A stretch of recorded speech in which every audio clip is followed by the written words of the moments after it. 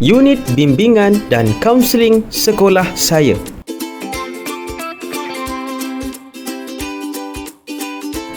Disediakan untuk subjek pengenalan kepada bimbingan dan kaunseling EEA 7512. Pensyarah yang berbahagia Dr. Yusni binti Haji Muhammad Yusof. Kumpulan kami terdiri daripada Sakinah, Husna, Fatin Nasuha, Farhan dan Sabrina. Kemudian, mari kita lihat pula pengenalan kepada bilik kaunseling bagi kedua-dua sekolah ini, iaitu SMK Sungai Ramal dan SMK Panji. Sekolah Menengah Kebangsaan Sungai Ramal, Kajang, Selangor. Antara perkhidmatan yang ditawarkan ialah peningkatan disiplin murid, pembangunan sahsiah dan diri murid, psikososial dan kesejahteraan mental, pendidikan kerjaya, program dan bimbingan dan kaunseling. Butiran bilik kaunseling.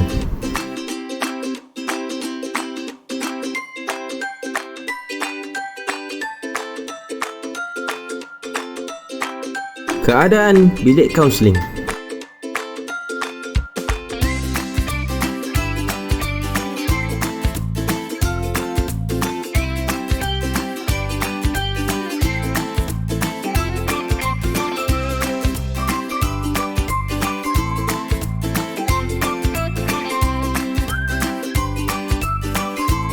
Keadaan bilik kaunseling SMK Sungai Ramal, Kajang, Selangor. Yang pertama, menggunakan warna cat yang menarik dan cantik. Yang kedua, mempunyai susun atur yang kemas. Yang ketiga, ruang yang kondusif dan tidak terlalu padat. Dan yang keempat, terdapat ruang kaunseling untuk menyiapkan bahan dan menguruskan tugasan. Mari kita berkenalan dengan kaunselor SMK Sungai Ramal, Kajang, Selangor. Mari kita berkenalan dengan kaunselor SMK Sungai Ramal. Nama Puan Nur Atikah binti Muhadi. Tempat lahir Kulai, Johor. Keturunan Melayu. Pendidikan ijazah sarjana muda pendidikan, bimbingan dan kaunseling.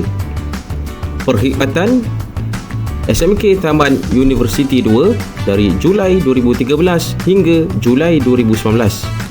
Kemudian SMK Sungai Ramal dari Julai 2019 hingga kini. Ciri-ciri yang ada pada kaunselor. Yang pertama, sentiasa senyum. Yang kedua, penerangan terperinci. Yang ketiga, penggunaan suara yang lembut. Yang keempat, penggayaan gerak badan. Yang kelima, mesra dan ramah. Kemahiran kaunselor. Yang pertama, kemahiran berfokus. Yang kedua, kemahiran konfrontasi. Yang ketiga, kemahiran mendengar. Yang keempat, kemahiran membina perhubungan. Yang kelima, kemahiran refleksi. Yang keenam, kemahiran interpretasi. Sekolah Menengah Kebangsaan Panji, Kota Baru, Kelantan.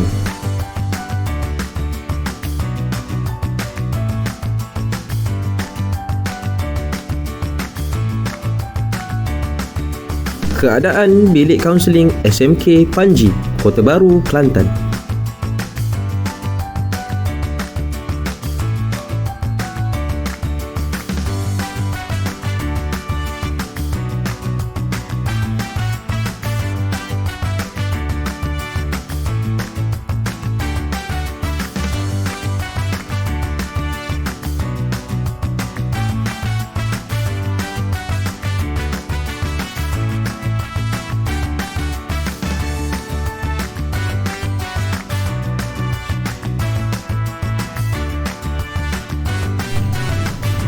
Keadaan bilik kaunseling SMK Panji, Kota Baru, Kelantan.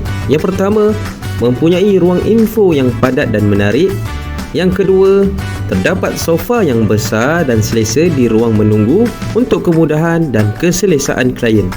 Yang ketiga, bilik kaunseling dalam keadaan bersih dan kemas. Mari kita berkenalan dengan kaunselor SMK Panji Kota Baru, Kelantan.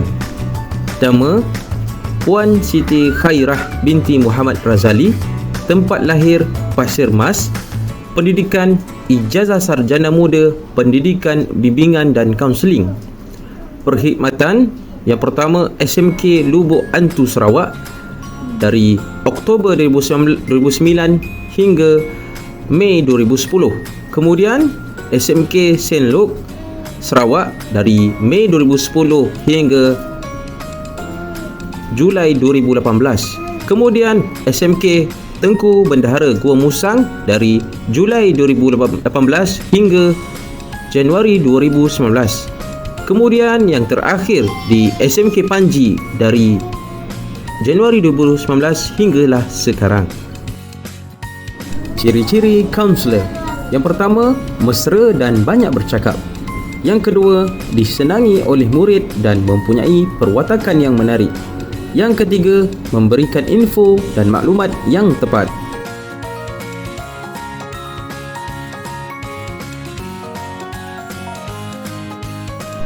Perkhidmatan yang ditawarkan.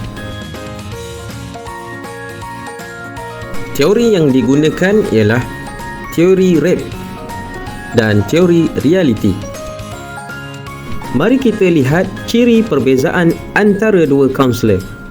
Yang pertama, Puan Nur Atikah binti Muhadi, seorang yang lembut dan penyayang. Yang kedua, memberikan penerangan secara terperinci sambil menggayakan badan. Yang ketiga, seorang yang mempunyai suara yang lembut, mesra dan peramah. Manakala Puan Siti Khairah binti Ahmad Razali, seorang yang tegas dan prihatin. Memberikan penerangan secara ringkas, tepat dan padat. Mempunyai perwatakan yang menarik dan disenangi murid-murid.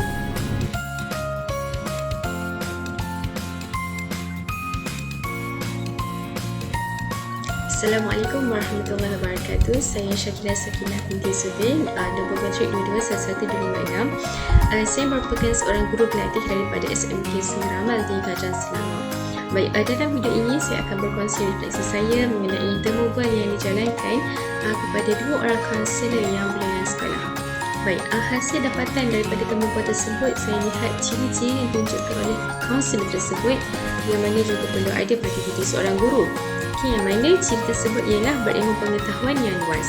Ilmu tersebut merangkumi ilmu yang berteraskan ikhtisas pendidikan, psikologi, komunikasi dan juga pengurusan bilik darjah serta pengetahuan semasa. Ilmu pendidikan dan juga ilmu pengurusan bilik darjah semuanya amat pentinglah bagi memastikan murid dapat diurus dengan sempurna semasa proses pengajaran dan juga pembelajaran di sekolah. Baik, pengetahuan yang luas juga tentang isu semasa bahkan menjadikan minda seorang guru ni akan sentiasa mengikut peredaran zaman dan juga bersedia untuk menghadapi sebarang kemungkinan yang mendatang. Sementara itu, ciri yang kedua harus wujud dalam diri seorang guru di sekolah ialah kepakaran dalam motivasi. Baik, kepakaran dalam motivasi yang dimaksudkan adalah bila seorang guru ni dia bermotivasi dan juga berupaya mengubah kehidupan murid daripada aspek rohani dan juga jasmani. Guru yang bermotivasi juga harus bijak dalam berkomunikasi dengan semua murid di peringkat umur. Komen dan juga kritikan yang diberikan kepada murid ini seharusnya komen yang membina, bukannya merendah-rendahkan martabat murid tersebut. Guru juga harus merendah diri tapi bersifat tegas, tidak sombong dan memberikan layanan yang baik kepada semua pihak ataupun murid tanpa memilih. Di samping itu, guru juga harus sentiasa bermanis muka, bijak mengatur kata serta mempunyai jati diri dan juga integriti yang tinggi. Akhir sekali, ciri yang mana saya kira juga perlu ada dalam diri seorang guru bila berpenampilan dan juga berperwatakan diri yang baik. Keterampilan perlu bersesuaian dengan subjek yang diajar. Sebagai contoh, guru pendidikan Islam perlulah mempunyai akhlak yang baik dan juga sopan dalam bertutur kata. Daripada keterampilan dan juga daripada keterampilan yang ditunjukkan, dapat membakar semangat para pelajar itu berusaha untuk menjadi seperti guru tersebut. Dengan kata lain, menjadikan guru tersebut sebagai idola lah. sikap berfikiran terbuka untuk mendengar masalah pelajar dan juga berusaha menyelesaikan masalah perlu ada untuk menjadi seorang guru yang cemerlang. Okay, oleh itu, guru ini mempunyai daya tarikan serta dipercayai oleh pelajar tersebut untuk menceritakan masalah yang dihadapinya. Okay, ini dapat dibekuatkan lagi apabila guru tersebut dapat menyelami perasaan pelajar dan cara guru berkomunikasi dengan pelajar itu dikira adalah sangat baik. Okay, baik, sekian itu sahaja refleksi saya untuk hari ini. Terima kasih. Bismillahirrahmanirrahim. Assalamualaikum warahmatullahi wabarakatuh. Saya Muhammad Farhan bin Abdul Karim. Nombor metrik 22111159. Berdasarkan temubuan bersama kaunselor, saya dapati ada 3 ciri yang perlu ada pada setiap kaunselor. Yang pertama, seorang kaunselor perlu mempunyai sikap mesra. Sikap mesra akan memudahkan urusan bersama klien. Yang kedua, seorang kaunselor perlu mempunyai sikap amanah, di mana sikap amanah di dalam menjaga segala kerahsiaan dan juga masalah-masalah yang dikongsi, yang diluah oleh klien. Yang terakhir, yang ketiga, seorang kaunselor perlu mempunyai kebolehan mendengar yang baik, di mana kebolehan mendengar yang baik akan memudahkan klien untuk berkongsi segala permasalahan. Berdasarkan 3 ciri ini, saya akan mengaplikasikan dalam kerjaya saya sebagai guru dan juga dalam kehidupan seharian. Sekian, terima kasih. Assalamualaikum warahmatullahi wabarakatuh.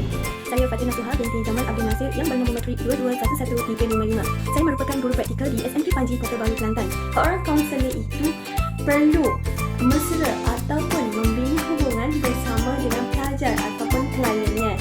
Hal ini kerana apabila telah terbinanya satu hubungan yang mesra antara seorang guru dan juga seorang pelajar iaitu kliennya, akan memudahkan lagi proses bimbingan kaunseling dan apa yang diperkatakan oleh Foster dan Guy iaitu selesa dengan perbualan, dan mana apabila telah terciptanya hubungan yang rapat antara guru iaitu kaunselor dan juga pelajar iaitu klien, maka mereka akan lebih mudah berkomunikasi antara satu sama lain kerana tiada lagi jurang yang terbina antara mereka.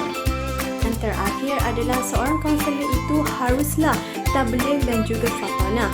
Seorang kaunselor itu perlulah menggunakan pendekatan ataupun uslub yang terbaik bagi mendekati klien ataupun pelajarnya. Assalamualaikum warahmatullahi wabarakatuh. Nama saya Nur Husna binti Uthman, nombor metrik 22111204. Okey, apa yang saya dapat pelajari daripada ciri-ciri kaunselor yang berkesan ialah yang pertama, mesra. Mesra ini adalah kaunselor mestilah sentiasa bersifat mesra, kerana dengan sifat mesra yang ditunjukkan oleh kaunselor itu akan memudahkan klien untuk meluahkan apa masalah yang dihadapi oleh klien itu sendiri ataupun pelajar itu sendiri. Okey, yang kedua adalah kaunselor menerima tanpa syarat,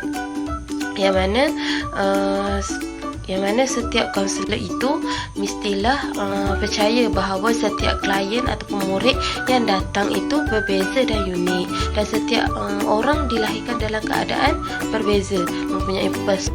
Dan kaunselor itu mestilah menerima klien ataupun murid yang datang untuk mendapatkan perkhidmatan kaunseling, kerana setiap individu itu berharga. Jadinya kaunselor mestilah menerima tanpa apa-apa syarat. Dan yang terakhir adalah amanah. Yang ini sangat penting kerana kaunselor itu mestilah mempunyai sifat amanah yang tinggi dalam menjaga kerahsiaan murid ataupun klien tu. Dan kaunselor tu tidak mudah atau tidak sewenang-wenangnya menceritakan kerahsiaan klien atau murid tu kepada individu yang lain. Dan isu kerahsiaan ni merupakan salah satu etika sebagai seorang kaunselor. Itu sahaja yang saya dapat pelajari daripada ciri kaunselor yang berkesan. Assalamualaikum warahmatullahi wabarakatuh. Nama saya Nur Sabrina binti Ismail, bernombor matrik 2211241. Saya merupakan bakal guru dan pastinya akan menghadapi pelbagai cabaran dalam pengurusan murid. Jadi, berdasarkan 2 kaunselor yang telah ditemu bual, saya telah dapati bahawa seorang kaunselor itu mestilah bersikap mesra kerana sikap mesra seorang kaunselor itu akan memudahkan klien untuk meluahkan masalah yang dihadapi. Daripada itu, saya telah mempelajari bahawa seorang guru juga perlu bersikap mesra dengan murid. Jika murid sudah berasa selesa dengan guru, maka mereka juga akan lebih selesa untuk meluahkan masalah yang mereka hadapi.